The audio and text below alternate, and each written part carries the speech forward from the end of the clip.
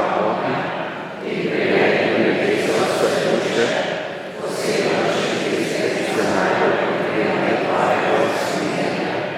Fatimska Mati Božja, Prosi za nas.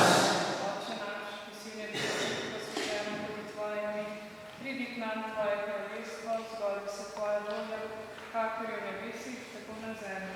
Daj nam danes naš vsakdanji kruh in nam prosti za naše dolge, kakor tudi mi odpuščamo svojim dolžnikom, in ne uvedi nas v skušnjavo, ampak izreši nas greha.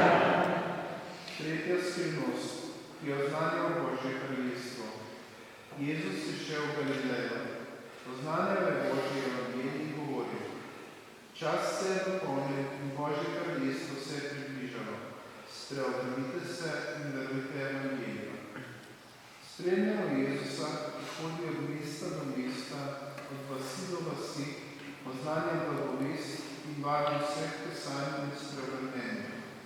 Če so ga v kakšnem kraju hoteli zadržati, je dejal: tudi drugim mestom moramo oznanjati evangelij o Božjem kraljestvu, ker sem za to poslan.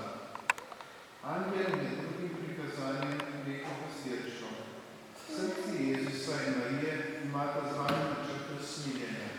Kot bi hotel reči, srce Jezusa in Marije želita narediti iz vas darilce usmiljenja v svetu, da bi po vaših molitvah in žrtvah mnogi prišli do luči in odrešenja.